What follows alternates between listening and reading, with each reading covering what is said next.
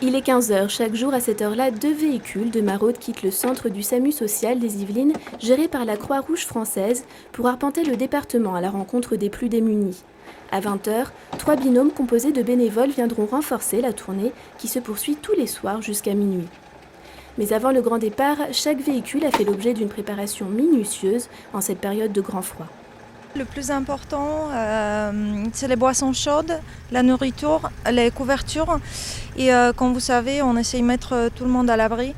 Alors, on ne perd pas trop de temps et on part à la recherche des gens qui ont besoin d'être au chaud cette nuit. Pour commencer, un arrêt par la boulangerie, toujours la même. Quelques minutes suffisent à l'équipe pour charger le véhicule en pain qui sera distribué aux plus exclus jusqu'à minuit.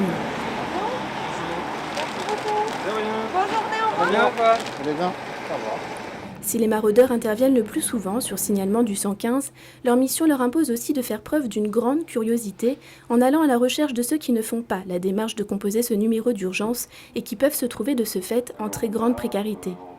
Pour la plupart de ces personnes, la maraude permettra un premier contact avec les équipes du SAMU social. C'est un petit peu difficile la maraude. Je reprends souvent l'exemple du chercheur d'or.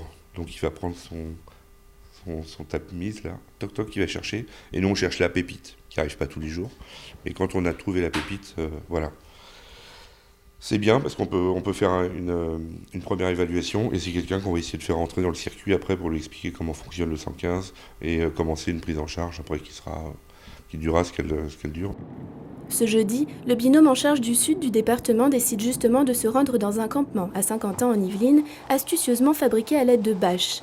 Il a été découvert par le SAMU social il y a quelques semaines, mais malgré 3 passages consécutifs, les équipes ne parviennent toujours pas à rencontrer ses habitants afin d'établir un premier contact. On s'annonce déjà, en premier lieu, on s'annonce et on essaie de faire du bruit pour bien qu'ils nous entendent. Par contre, on peut pas rentrer on peut pas rentrer dans leur lieu de vie. Là, c'est un campement, on peut pas vraiment s'immiscer, quoi. Sauf si on voit qu'il y a quelque chose. Là, par contre, on peut rentrer. Mais là, c'est leur lieu de vie. C'est des personnes qu'on connaît pas surtout. Donc, on ne sait pas comment ils vont réagir. On ne le fait pas s'il y a quelqu'un à l'intérieur, parce que ça peut arriver que la personne soit à l'intérieur, qu'ils veulent pas nous voir. Donc, on ne sait pas trop. Quand les sans-abri demeurent introuvables sur leur lieu de vie en période de grand froid, c'est généralement parce qu'ils sont partis trouver refuge et un peu de chaleur dans les gares, les parkings ou dans les galeries commerçantes. Cet après-midi, par exemple, un signalement est donné dans un centre commercial des Yvelines. L'arrivée du SAMU social s'annonce comme un grand soulagement pour ce résistant du froid.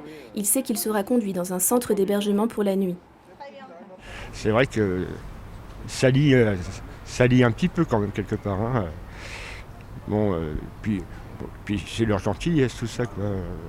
Tout est vraiment organisé, vraiment bien, quoi. Faut bien l'avouer. Surtout là, quand il fait froid comme ça, c'est quand même appréciable de pouvoir manger chaud. Là, ils viennent nous chercher, ils viennent, dans la mesure.